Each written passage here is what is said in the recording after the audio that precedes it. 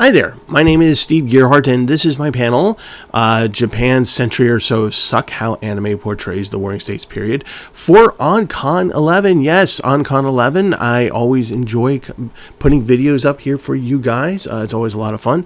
As always, unfortunately, we can't put a whole lot of anime or any anime clips on here because we are showing this on YouTube, and I don't want to get us shut down. That would be bad, and I don't want that. I don't want that for us. For those of you who don't know me, I run a YouTube channel called the Unagi Observer. Talk about anime, sci-fi, and a whole bunch of other stuff, but mostly anime, and have been contributing to OnCon over the past few years that we've been doing it since pandemic. Yes. So why don't we just go ahead and get right into it. Japan's Century or So of Suck, How Anime Portrays the Warring States Period, also known as the Sengoku Period.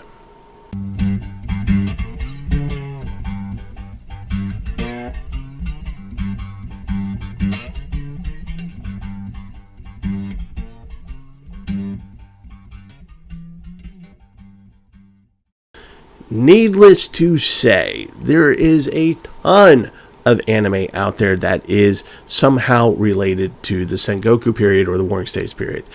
It may be in the stories, may be in the period of time itself. It could be influenced by it. It could be a translation, a sort of alternate universe, if you will, kind of thing. Or, maybe they take certain stories out of it and put it to a more modern bent, or things of that nature. So it's us anime addicts have a rich supply of anime from the Sengoku period. And if I were to try to list all the anime, we would be here for basically forever. But why is that? Why do we get all those stories? Why do we get so much anime out of that? Well, it has to do with the fact that Sengoku period is, historically speaking, a period of basically civil upheaval, unrest, famine. Pretty much any bad thing that you can think of happened in this basically 100-year or so, give or take, period of time. And whenever you have a bad time like that, that's an extended period of time. Something that goes longer than a couple weeks or a couple months. We're talking like years, decades. And again, in the case of the Sengoku period, over 100 years. Whenever you have times like that, whenever you have hard times where for some reason the national government, the federal government, the central government, whatever you want to call it, the imperial government, seems to not be able to do its job. Either it crumbles, it falls apart, or it's just not capable of doing it, or maybe it can't. There are times where there were like the Wild West, where the government had no jurisdiction over what the settlers were doing out in the West. So, there you go.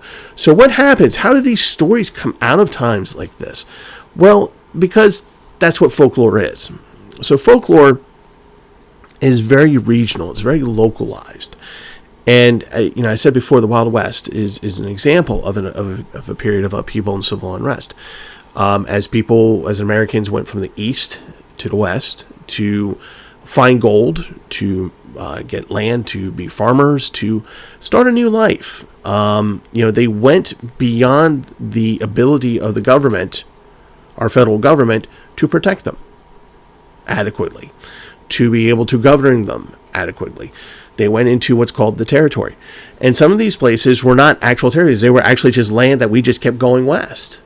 So technically, the government didn't have any control over it. So you get stories. So you get communities, stories from these communities, and these communities are very isolated. They're physically isolated, and the world is what is immediately around them. And to not only entertain themselves, but to also to teach a lesson, to make a warning, you come up with these stories, these myths, and these legends that have to do with the local area. So, like, for example, taking the Wild West again, if we have a canyon that nobody really goes down into because for some reason people could keep going down there and dying because they can't traverse it very well for some reason, there's always that myth, that legend will go, well, you don't want to go down to Demon Canyon because, there's some chupacabra down there that'll chew up your twine. You'll fall 20 feet and break your neck on some rocks. So, you got that. Or then you have the ballad of rusty old Bill O'Tate, who went out looking for gold and ran into the Sioux instead. So, you get these stories, stories of warning. You get stories of hope, which is also important. You have the gunslinger who protects the town and protects the homestead, things like that. So, but it's in that very localized area. The Sengoku period is no different. It's basically when the Japanese imperial government was no longer capable of controlling the nation. Basically, order broke down, and it became upon local provinces, local towns, local villages, even hamlets, to provide for themselves in terms of governance, in terms of security, in terms of feeding themselves, clothing themselves, providing roofs over their heads. So when you get that insular kind of thing, you want to tell people stories. You want to tell people stories of, we don't go into the woods because if we go too far, X might happen. If we go to, we're being attacked by bandits, wouldn't it be great if we had some hero samurai come in to help us defend against the bandits? That's a very popular Sengoku story, by the way, based on an actual event that did happen. There was a group of samurai that defended a village. So when you see the movie Seven Samurai or the anime Seven Samurai, it is actually based on a real world event, but it wasn't as dramatic. But you get the idea. So you get tales of people doing great things, and that gives you hope. You have tales of the demons in the mountain, the yokai on your doorstep because you're doing something wrong that might hurt the village. Very important concept.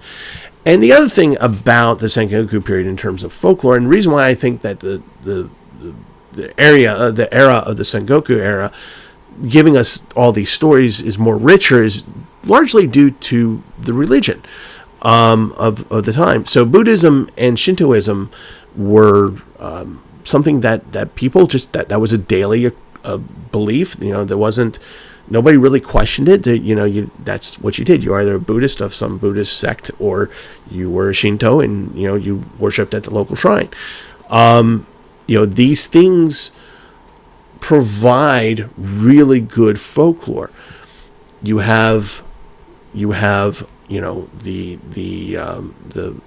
Shrine Maiden of the Lake. Well, there's a story of the Shrine Maiden. Why is she sad all the time? Okay, well, this is the story. It tells you a story. It tells you the story of how to be a good person, how to be a better person. It tells you about tragedy. Maybe you talk about, the yokai in the mountain. You don't want to go into that mountain over there because there's a yokai that might eat you up. Really, it's to tell 10-year-old kids, don't go beyond the village, please, because we have no way of protecting you if you do that. So we're just going to scare you with a yokai story. But Shinto gives you really great belief system in making those stories and providing you with those stories. And so when you have a small village, you center around your religion, you center around your faith, and your faith, sometimes your faith provides these really good stories, these really good folklore, like Shinto does. And that gives you the ability to get through the day. And it gives you something to pass down to your kids, to tell to your kids. Again, the warnings, the hope, ways on how to do things. This is why we plant the rice the way that we do. This is why we cut down the trees, but we don't cut down those trees. And here's the reason why we hunt this deer, but we don't go after that boar because he's a mean old sucker. Because they all have spirits in them, and we want to revere them. So we get stories, we get folklore, we get the regional stories. In each region, each shrine, each temple, each lake, each grand, weird-looking piece of rock or tree has a story behind it, and it's supposed to have meaning. So it's no wonder that we get all these wonderful anime based on the Sengoku period, because it's a period of time where people had to look into themselves, had to look into their immediate surroundings and find meaning and comfort. And these stories, of course, get passed down. And then that's kind of the mystical, the fantastical element of it, because there's also the myths and legends of people, of samurai, of ronin, of the one village elder who might have had a special ability, things of that nature. Maybe there's a story of a guy who 3 towns over walked in and saw the corruption that was going on with the head lord, and that samurai did something about it. Well, wouldn't it be nice if samurai so-and-so came to our town? Well, yeah, it would be really great, because I heard he also did this, and the legend grows. So you get these wonderful stories. So yes, that's how we get our anime. Literally, that's how we got our anime from the Sengoku period. We got it from the folklore. We got it from this horrible time of upheaval, where people were starving, dying, and just trying to make it through the day. So here are the stories we get from them, and so we should be thankful for these stories. And when we watch them, we should keep in mind that while we're enjoying the anime, and might make us laugh, or it might thrill us or whatever, just understand that there's something a few hundred years ago, maybe somebody was telling that very story while they were eating rice at the end of the day, and being grateful that they're freaking alive.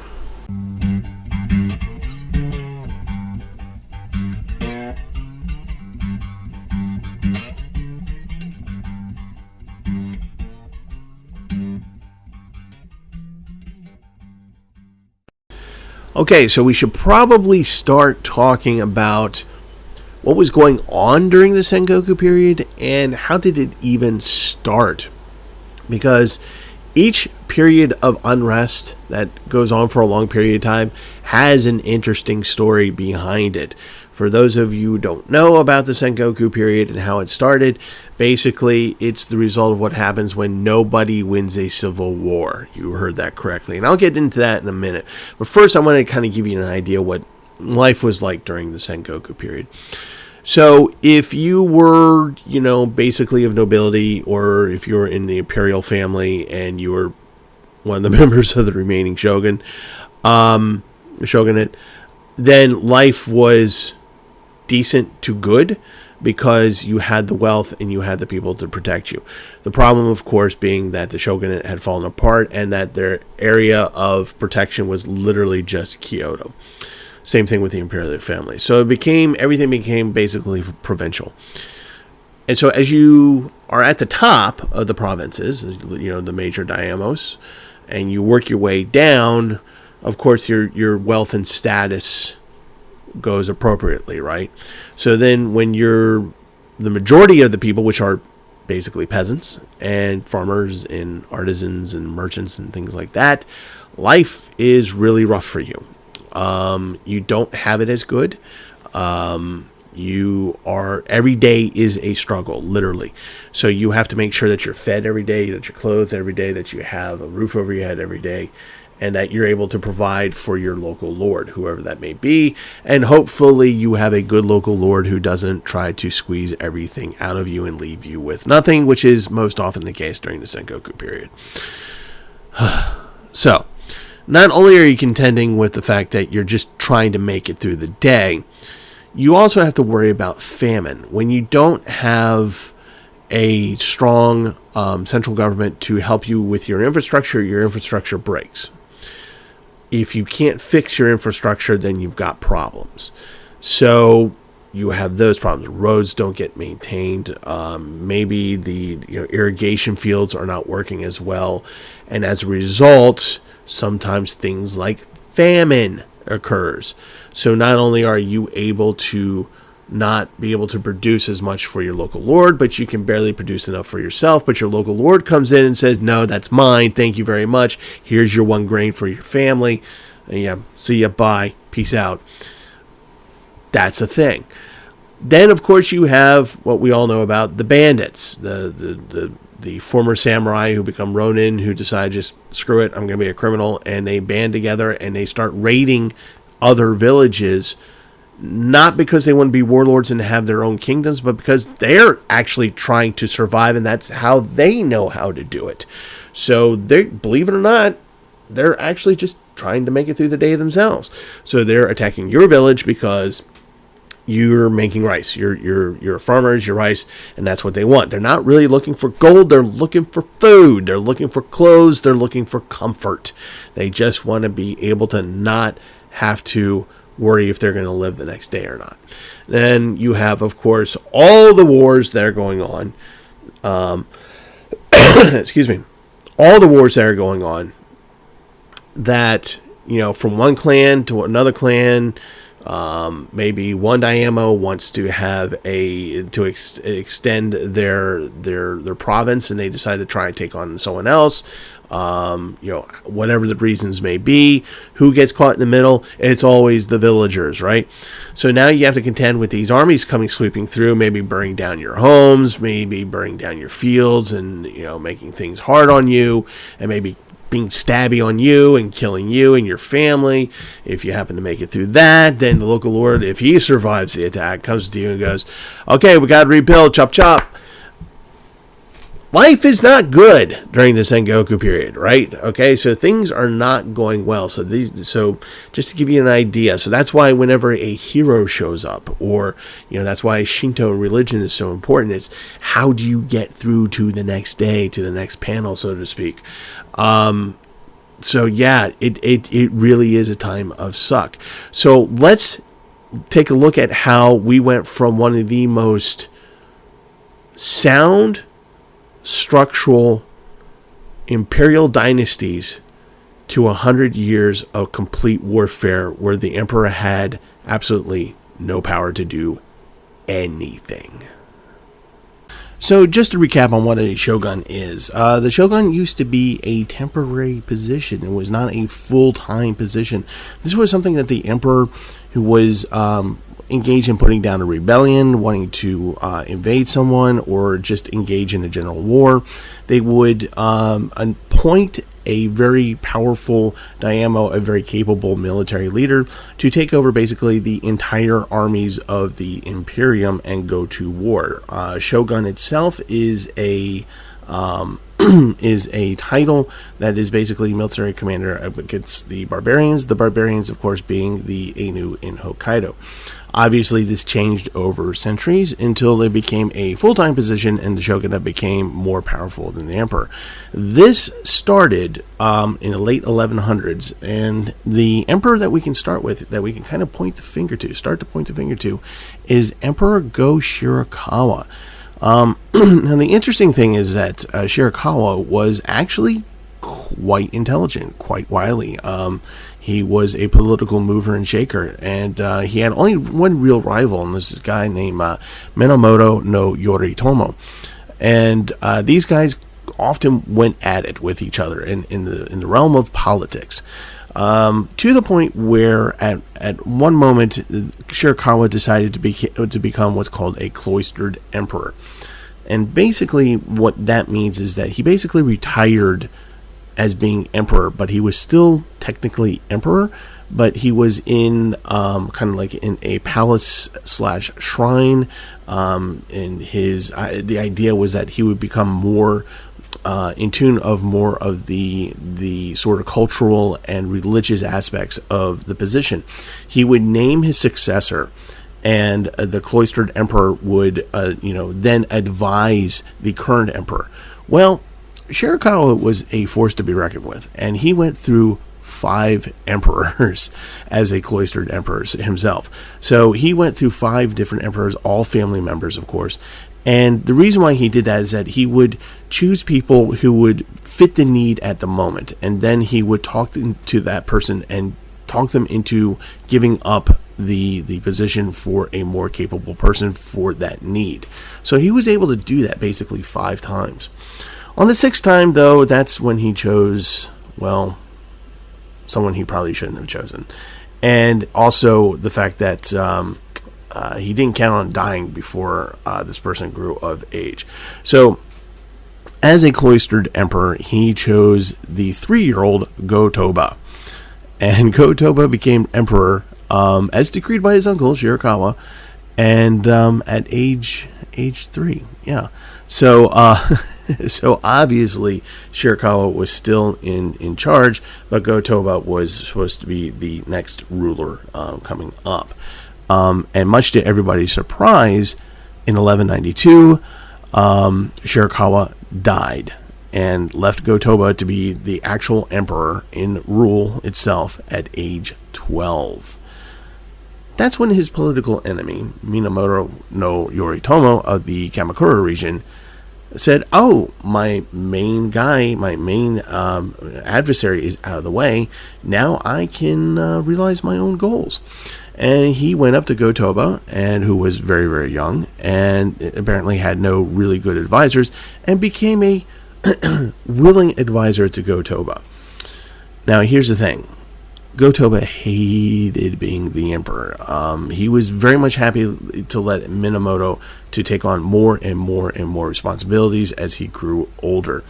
As soon as his son, Go-Toba's son, was born,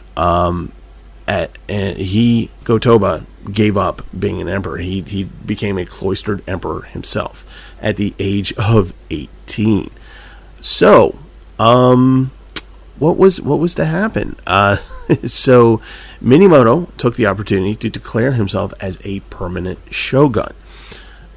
Go-Toba, the cloistered emperor, did not object and let it happen. After all, his son was an infant, and he didn't really want what happened to him to happen to his son.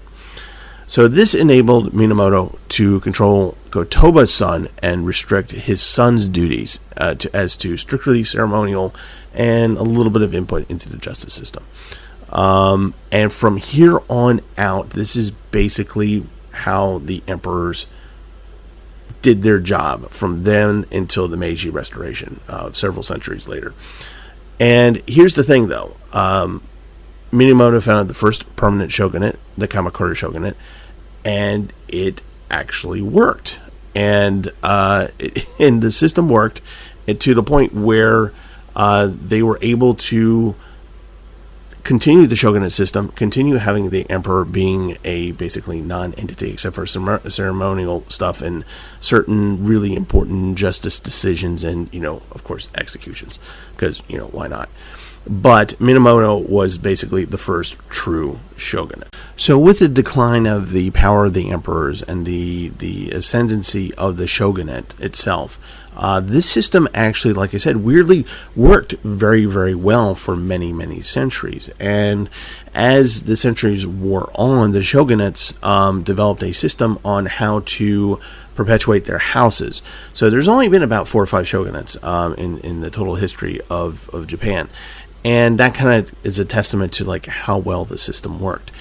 And the one of the few really big powers of the emperor was that when a house was no longer able to provide an heir to the shogunate, and there were no cadet houses that could provide it, that's usually when a new era of shogunate would happen. The emperor would choose a new clan, a new family to take over the shogunate, and then you would enter that shogunate period. So that was a big deal for an emperor, and it only happened a handful of times. So it's a very important decision for the emperor to make. Now, when the emperor doesn't have to make that decision, it's a pretty well delineated way of succession within the shogunate system itself. So the shoguns understood that there would be times within their family that maybe they wouldn't be able to produce the male heir that was needed. So they would have what are called cadet houses, and these were just little smaller houses that were well known, well regarded. The people within these clans were well educated. They had abilities. Some of them would be military commanders. Some of them would be really good administrative officials, things of that nature. So these cadet houses were chosen. So in the off chance that the shogunate family itself could not provide an heir, and they would go to the cadet family and saying, "Hey, we'd like to tap so-and-so from your family to be the next shogun. They're going to take our name. They're going to be members of our family to keep the family line going." And that's how the shogunate periods went on in the event that a cadet house was needed, which again was actually a handful of times. It didn't really happen that often at all. So this system went on for many centuries until it didn't. And that's when we get to the Onin War. So we're going to go through the Onin War fairly quickly here, I think. So that way we can get to the anime of the Sengoku period and talk about those things. But the Onin War is important because it is basically the civil war that nobody won. And that resulted in the Sengoku period. So how did that happen? Well, as we see, the emperor basically gave up power. The shogunate took over power, and it was a good system for a few centuries until it wasn't. So basically, the Ashikaga shogunate, which was the shogunate in control at the outbreak of the Onin War in 1467, basically was being reduced in power. They weren't quite as strong militarily. They had enough power to hold the empire together, but they really couldn't do much more than that. They had agendas that they wanted to advance, but they couldn't really use their military power. And they were getting kind of outmaneuvered in the imperial court as well. So when the head of the shogunate was heading towards retirement, basically meaning that he was old and he knew he was going to die soon, he wanted to be able to produce an heir to the shogunate. The problem was that there wasn't any. Particularly within his family. So he went to the cadet houses, and the cadet houses really couldn't offer one. And this is the controversy, because two of the cadet houses felt that they could, and they both offered up an individual. The shogunate understood that neither of these guys were really fit for the job, but it was the emperor's decision. So when the emperor came to the table and said, "Okay, here are the two guys I got to choose from to be the next shogunate who's going to take the Ashikaga name," he looked at the two of them, and both cadet houses basically looked at each other, looked at the emperor, and said, "If you don't pick my guy, we're going to go to war with the other guy." They both said that to the emperor, and the emperor thought, well, if I don't choose, then maybe nobody goes to war. Not the best idea. Because what happened then was that both cadet houses started sending basically messages out to friendly nobles and other lords and other important clan leaders and saying, "Hey, jump on my side so we can prove to the emperor that we should be the ones in power because we have the most power, the biggest armies, yada, yada, yada." So people started choosing sides. While this was happening, both cadet houses started insulting each other. Then they started brawling in the streets.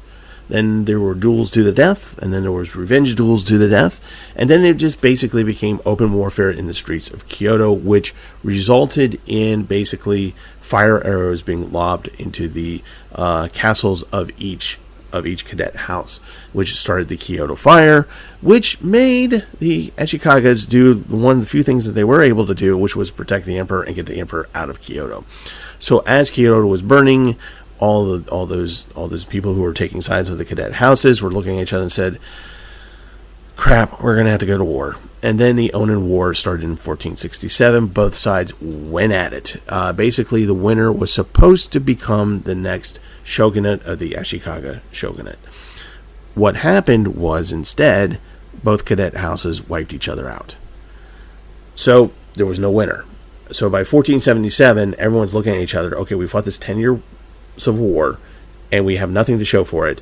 The emperor is just basically, they've rebuilt Kyoto by this point, and the Ashikagas are basically able to protect Kyoto, and that's it. And they said, well, since there's no central authority to tell us what to do, we're going to do our own thing. And so then you had lords going after each other's lords' lands. Then you had, all these bandits running around. Then you had famine. You had all these things going on. Clan warfare went to new heights again, and it just became a period of suck. And in 1477, this is about the time that the Sengoku period, the Warring States period, starts. So for the next 100 years or so, we have Japan's time of suck.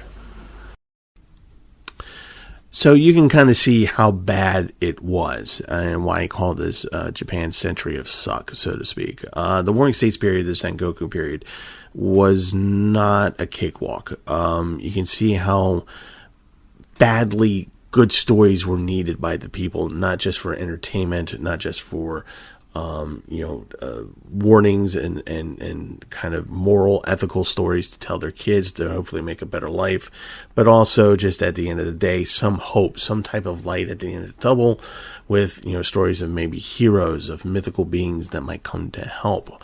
This all goes back to when you're having tough times, what do you rely on? You rely on your religion. So Shintoism has this really great systems of spirits and yokai that you can talk about.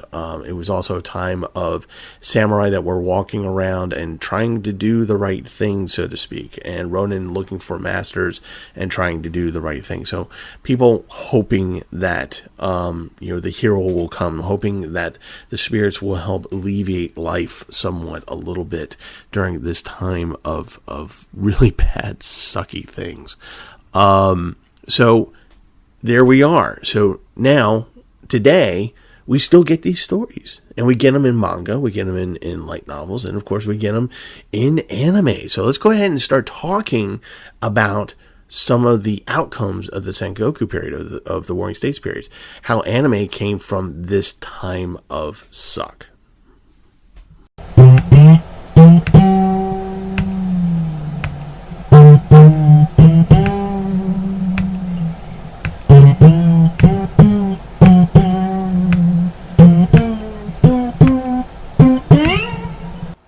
Alright, so now that we have a pretty good idea of the history and how badly it sucked to be alive during the Sengoku period, the Warring States period, let's take a look at some of the anime out there that actually takes their cues from that period of Japanese history, that period of suck, and some kind of inspirations in some way, shape, or form that help to form this anime so that we can actually watch it. I had a whole slew of anime to choose from, so this is just a sampling, so I'm sure there is many, many, many more out there that we could talk about. These are just happen to be the ones that came off the top of my head. So let's go ahead and get started.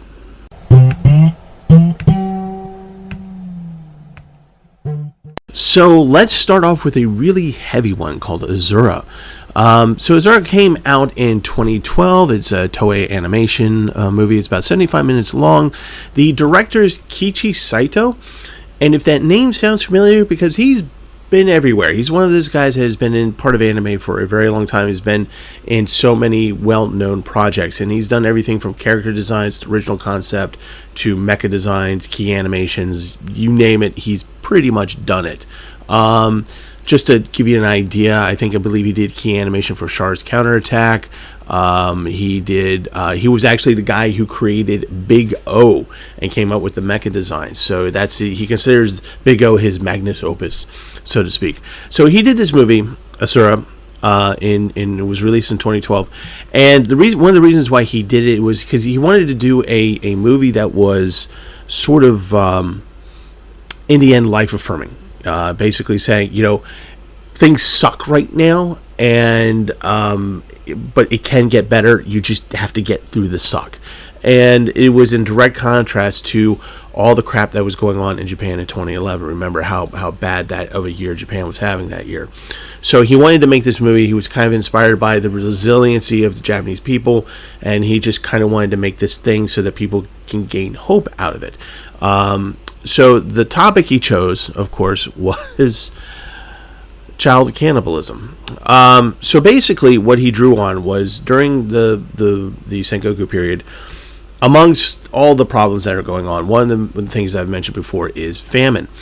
When you have a lack of infrastructure, things can go by the wayside, and if you don't have cooperation with other governments, with other villages and things and so forth and so on, things break down.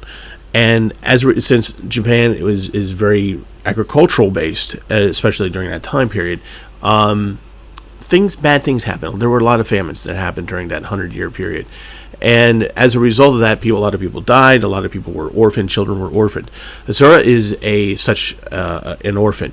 So in this anime, in this movie, he is born, and basically his mother gives him up because she has no way to feed him, has no way to take care of him or anything. So literally kind of leaves him by the roadside and goes, hope things work out for you.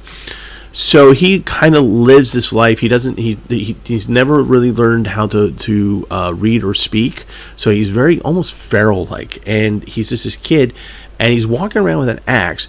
And because it is during a time of famine, there's no food around. And what happens is that this does happen during famines. People trying to eat each other, and that unfortunately that's a byproduct of a disaster of that nature. So here's this kid, Asura, who's wandering around with an axe and periodically murders people, and then with the intent of eating them. He doesn't like this. He doesn't want this. He doesn't want this for himself. But he is starving, just like so many other people in Japan at that time. He is starving. He has no home. He has no base. He has nobody to care for him. And he just sort of sinks deeper and deeper. There's nobody there to say, oh my God, little boy, let me take care of you.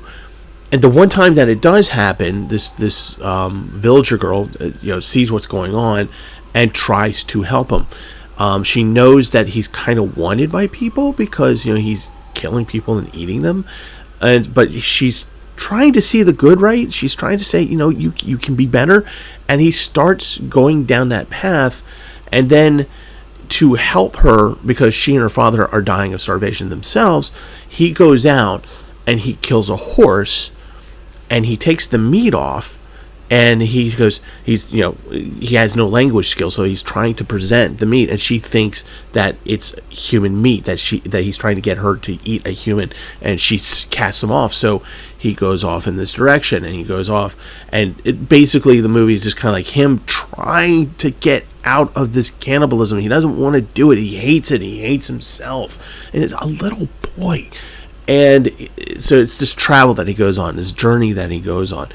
And I don't want to spoil the ending, but the ending is life-affirming. It is a good ending, I will say that. But this is a tough movie, okay? This is kind of tough. So if you watch this is not for kids. It's so not for kids. And it is a tough thing. It is gory at parts. It's not meant to be a horror movie. This is basically just saying, here's this really, really bad thing, and people are suffering, and this kid's just trying to make his way through life. And that's how people were like during the Sengoku period. So Saito basically took this idea from the Sengoku period and made this period piece, and to show to people, saying, hey, there's trials and tribulations that we're going through right now because of tsunamis and everything that's happening in 2011, but we can make it. We can do this. And so I want to show you that we can. And so he made Asura. So again, check it out if you want. I believe you can find it actually on YouTube. I believe it's going to be edited, but it is out there in streaming land. So if you want to watch it, you can. I don't believe there is an actual English dub, so you're going to have to, I think this is all subtitled. But yeah, give it a go. Very impactful movie, very hard to watch. But there is a payoff in the end. So just know that.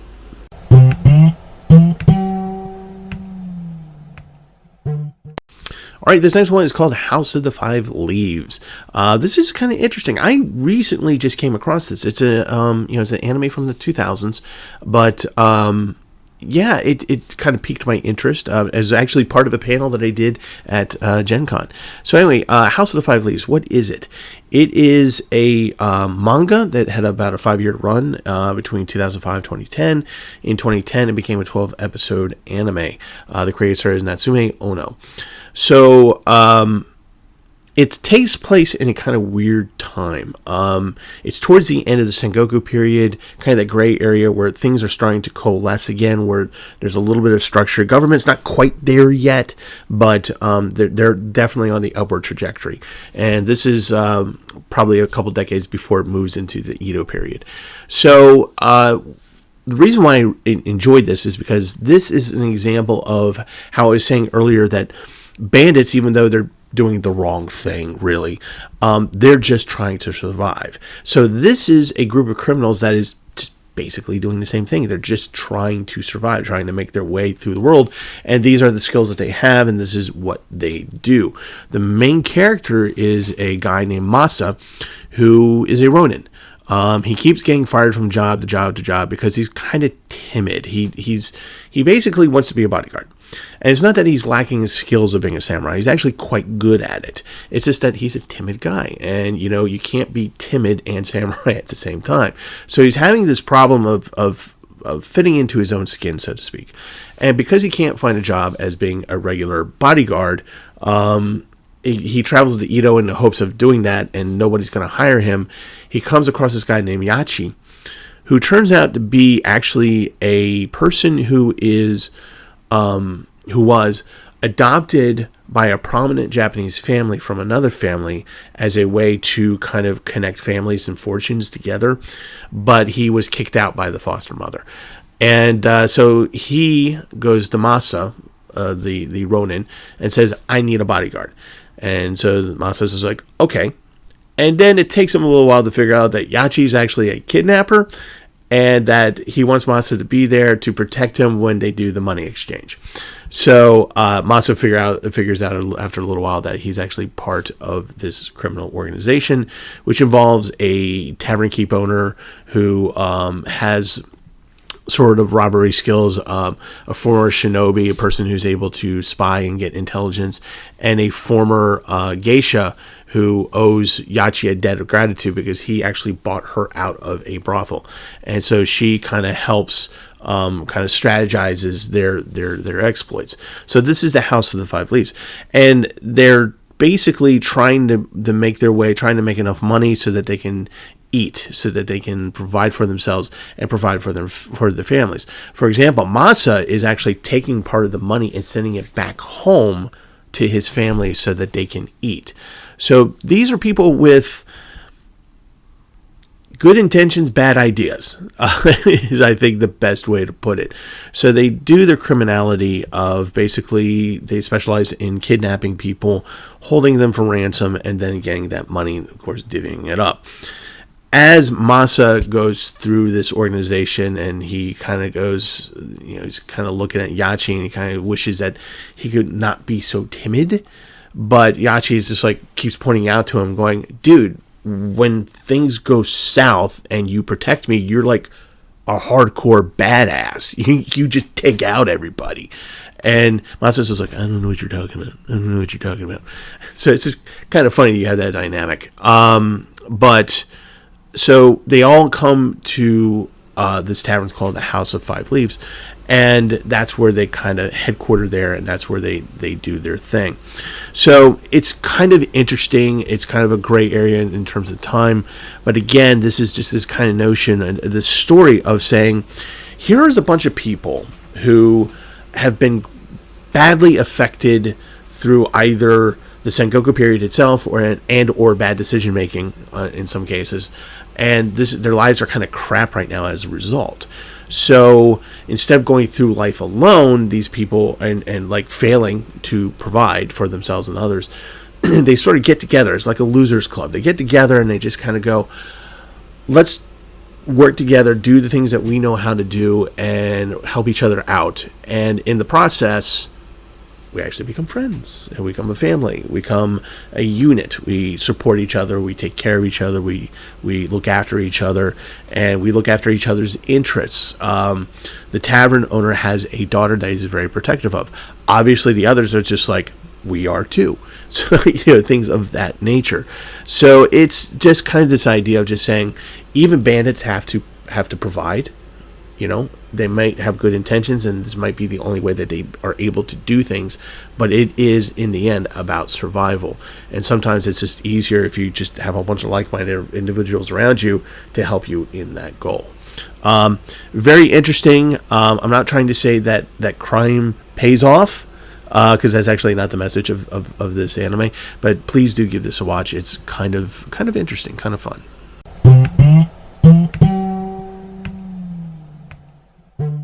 So in 2004, Gonzo made an anime called Samurai 7. Sounds like a familiar title to something else, like perhaps Akira Kurosawa's Seven Samurai. And you would be correct. Actually, Gonzo, the studio, they decided to basically take Akira Kurosawa's Seven Samurai and turn it into an anime. The characters in Samurai 7, the names of the characters and their kind of characteristics are actually the same characters in Kurosawa's movie Seven Samurai. It's basically a retelling, a futuristic retelling. And the idea of this, it comes from the Sengoku period of villages that are helpless and wanting basically a savior or a hero to help them protect them from the banditos, all the bandits out there. And this happened a lot during the Sengoku period. Basically, the local lords, maybe the clan heads, probably don't have enough in the way of manpower or money to be able to have enough soldiers to protect all the villages, so some villages go without. And as we mentioned before, bandits in the Sengoku period, while doing the wrong thing, they're also trying to survive as well. So Samurai 7 is basically a very well-known kind of trope story of the Sengoku period. A helpless village meets roaming samurai. Roaming samurai helps out village against the bandits, and, yay, hero. And this is based on actual events. There were actual villages that this happened in, and basically Ronin showed up and said, if you give us lodging, if you give us rice, if you've got some money, maybe a little bit, but we'll take the rice and the lodging, and we'll help you protect your village. So this would happen if a Ronin happened to wander by a village in need. So Samurai 7 is very much about that. So it's set in a future world where mankind goes through this really apocalyptic world war, wherein the samurai trade their bodies up for a huge mecha. So they suddenly, now that there's no wars to fight, they're like, okay, well, we got to do the thing. And so they go around and terrorizing villages and gang them to give them whatever it is that they need at that time. So there's your story. There's the helpless village. These huge mecha are wandering around. And so they send 3 people into the main city, Edo. It's not called Edo in the anime, but you get the idea. And they send these 3 people in with the idea saying, find some samurai who know how to deal with these things, and just let them know that we can't really offer them money, but we got rice. Maybe. And so through that, they eventually hire 7 samurai to help protect their village. And they come back and they teach the villagers how to fight. They set up defenses. They do the whole 9 yards. It is a 26-episode series. It's well worth watching. If you're a fan of Akira Kurosawa and you've seen the Seven Samurai, this is a really neat interpretation. It's almost cyberpunkish in a very real way. But it takes in those tropes, that story of, we need the lone gunslinger, we need the lone swordsman, we need these guys who really know how to fight to help us because we just can't do it. And that was in a actual factual existing position for so many villages during the Sengoku period. So it also talks about what it means to be a wandering samurai, what it means to be Ronin, how people walk around. The samurai at the time were looking for people to hire them because, not everybody can afford samurai. Samurai are not exactly cheap.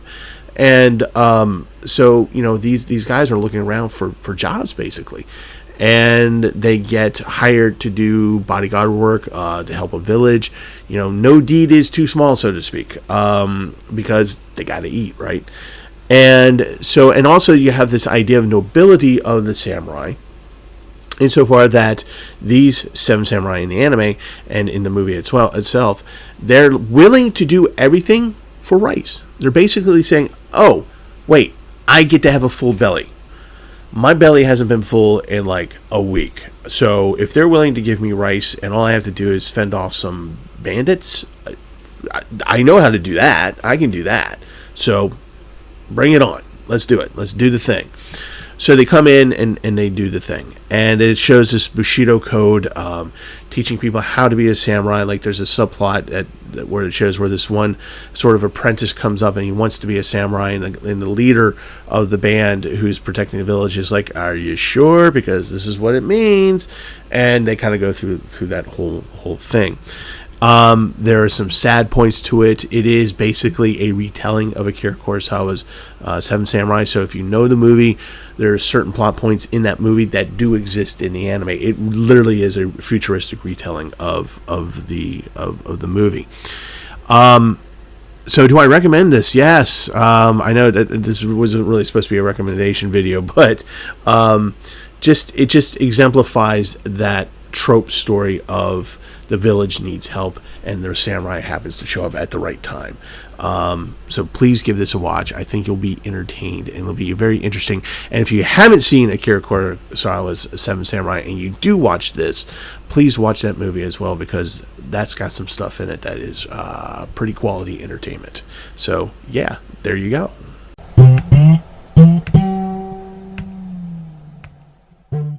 So we got the first Tenchi Muyo OVA in 1992, and things just ran off from there. There's so many different OVAs, franchises, and the whole nine yards.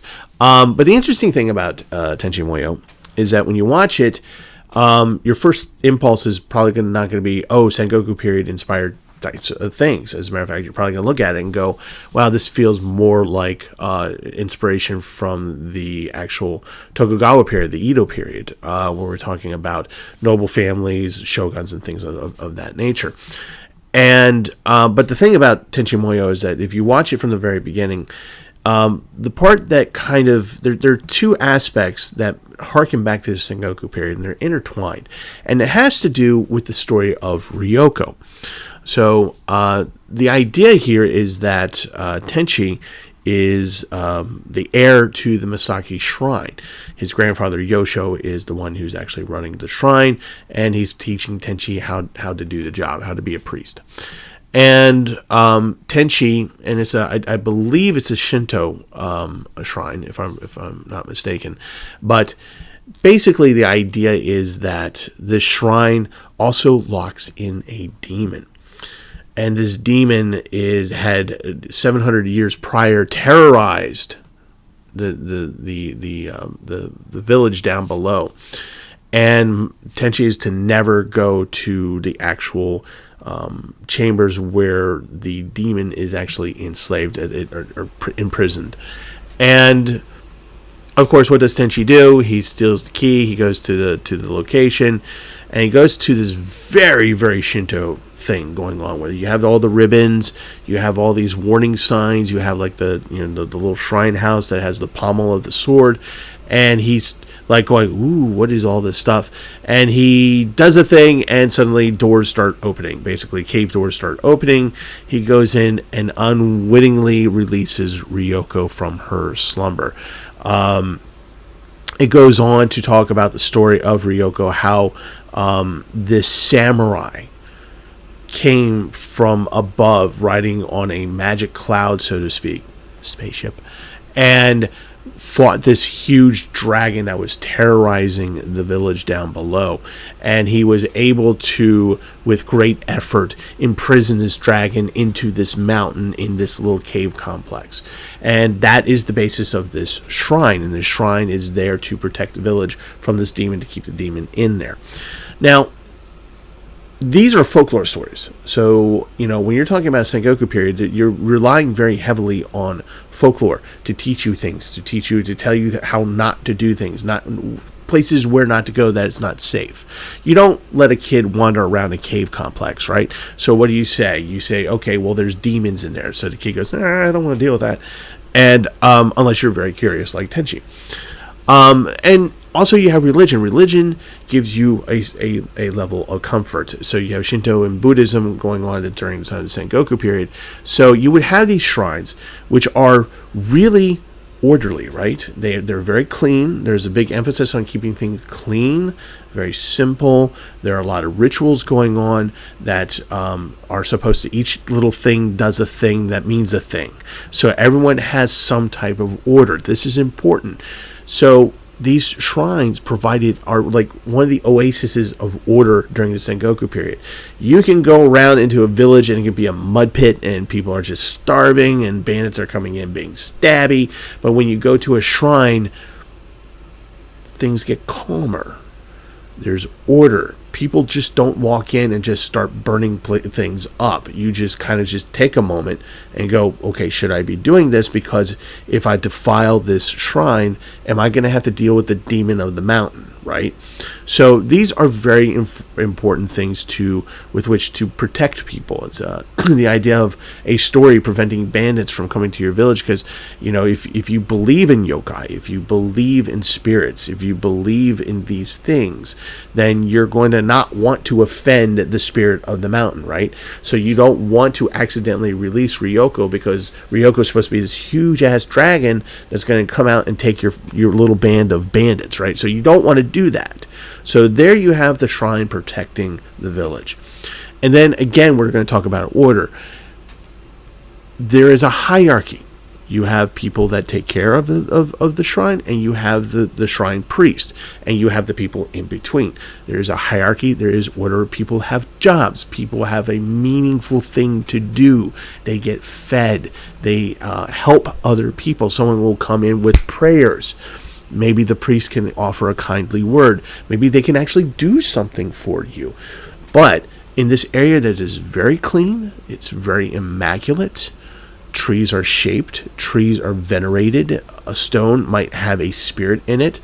This is where you bring your dead loved ones and you put them in a grave. And this is a place where you can be quiet for a moment and do some veneration of your ancestors. A moment of peace. This is what a shrine gives you. And when we talk about Tenchi Muyo, we have that idea of safe places of peace, places of order, where people can take a minute, and with all the crap that's going on outside, you can go here for a minute and just go, okay, back to the grind. You have a moment. You have a moment where you can recharge and go back out there. So these shrines, these Buddhist temples, these Shinto shrines during the Sengoku period are very important places of peace, worship, and order. Because you don't have it otherwise. You have a whole bunch of squabbling lords trying to take over your life. You have bandits trying to be stabby and take your rice. You're just trying to get through the frickin' day, right? So wouldn't it be nice to have one place that you can go for 2 minutes and just not have to worry about that stuff for a little bit, right? So that's why this is important. And Tenchi Muyo does a really good job. The franchise does a really good job of showing you those spaces and what they mean and how important they are. Probably Tenchi Muyo is probably the first anime where I felt like I was getting hit in the 2x4 with Shintoism. Like they just going like, this is Shintoism, isn't it nice? Whack! Isn't this great? Whack! Peace! Whack! So it was just like almost overwhelming. But it does a really good job of showing you why those things are important, especially during a period of warring states, of a time of suck, also known as the Sengoku period.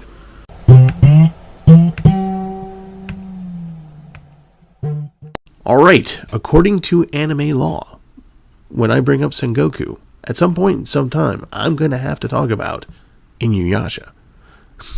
Seriously, though. Inuyasha, well-known anime for us otaku. The manga is out in the late 90s, early 2000s. We get the start of the anime series, going for 167 episodes, created by the great Rumiko Takahashi, who made so many other things like Mermaid Scar and Maison Ikoku, one of my favorites. So Inuyasha is this wonderful anime here, which wraps up everything that we've been talking about today. So the other anime that I've been talking about, to say, okay, this is what it kind of looks at in terms of the Sengoku period. Here are these individual subjects that we're looking at. Inuyasha takes all that and wraps it up in a nice little bow. In Inuyasha, obviously, the story is that we have Kagome, who is a high school girl who falls into a well and winds up in the Sengoku period. And as she comes here, she learns the tale of Inuyasha and Kikyo. Kikyo is the shrine priestess who's supposed to be the caretaker of the Shikan Jewel. There's a misunderstanding. The Shikan Jewel eventually breaks into shards, and they have to go after the shards. There's a love triangle between Kagome, Kikyo, and Inuyasha. We have a guy who allowed himself to be consumed by 100 yokai so that he would have the power to not die and somehow gain Kikyo's affections. He's the main villain, Naraku. We have a lecherous priest, Buddhist priest, or I think he's Buddhist. And we have a couple demon slayers, and we have a friendly yokai named Shippo, a little fox yokai, a kitsune, if you will. And this little band of adventurers go forth, and in trying to get their jewel shards, they encounter other adventures that help them towards that goal. Now, each episode is not quite the monster of the week, but they do talk about certain things. So Shintoism is very prevalent. So Kikyo is periodically showing up and showing Kagome kind of how to be a proper priest maiden kind of thing going on. And Kagome's starting to realize her role in this. Inuyasha is at once, he wants to be the most powerful demon lord. And then he's kind of going, well, maybe I should be a better person, a better half demon. And so he's kind of being taught in these Shinto, kind of peaceful Shinto ways, in a sort of weird osmosis way by being around Kagome and Kikyo. So as they go through, so Shintoism is a big deal. There's a lot of talk about spirits. There's a lot of talk about dealing with shrines and dealing with curses and cursed places and things like that, miasma, and getting rid of those kinds of things. We're also talking about bandits. We're also talking about bandits that are going around causing trouble and having their own agenda of trying to do things, and how this little group of adventurers deals with that. We're also talking about the fact that there is no central authority. So periodically, our group of adventurers have to make alliances with certain lords and ladies and hope for the best, because sometimes they betray them. Anyway, so, you have all these ideas of the Sengoku period in here. You're also dealing with yokai and, big time yokai in this series, and talking about demon lore and folklore and how you traverse that and how you deal with that in dealing with your agenda, because they're traveling around and they have to deal with these things to get to the next step to get there, to be able to get their shard of the Shikan Jewel. So Inuyasha has all these wonderful, wonderful folklore elements being tied into actually real-world elements of human beings being crappy towards each other. And also dealing with, here's how religion, Shintoism, how shrines and things can help. And how to be a healer, how Shinto is a healing kind of thing. So, yeah, Inuyasha does a lot to tie all of this together. And it takes a long time doing that, because it's 167 episodes and about 4 or 5 movies. So you get a lot of that in there. But if you want to have a really good representation of Sengoku influencing an anime series on a very large scale, like saying, no, we are Sengoku, here it is, that would be Inuyasha. Fortunately for Inuyasha, it is a little bit more accessible to people of more demographic ages, so you can have kids watching this. So it's not like a Sura where you don't want Junior to be watching this because it's so hard to watch. It's even hard for adults to watch, honestly. Inuyasha kind of has a little bit more of a lighthearted tone. It deals with things like people falling in love and love triangles and things like that. So while you even have the Sengoku period of suck going on, you also have these nice little things going on as well. So yeah, Inuyasha just ties everything up in a nice little bow, takes a Sengoku and says, here's a little lighter, fluffier version of that, but it's still a time of suck. And just enjoy teens being teens with powers. So what do you think are good anime that take place in or are influenced by the Sengoku period? What I just listed here was just kind of the tip of the iceberg. There are so many titles out there that the Sengoku period influences. So what do you think? Throw out there in chat land. Name some titles out there, and maybe there's something I haven't watched. So please do, in the next few minutes, just throw some titles out there, some ideas for us to watch and talk about. All right. So let us move on to the end of the panel. All right, that is it for my panel. I hope you found it informative, and at the very least, you'll watch some of the anime that I mentioned in case you haven't watched them. But Oncon is not yet over. No, not yet. We have one more panel coming up. Brent's going to do a panel, and it's going to be on Kamishibai. And that's a really interesting thing, an interesting topic. He and I have talked about it for a while. And so please stick around for that.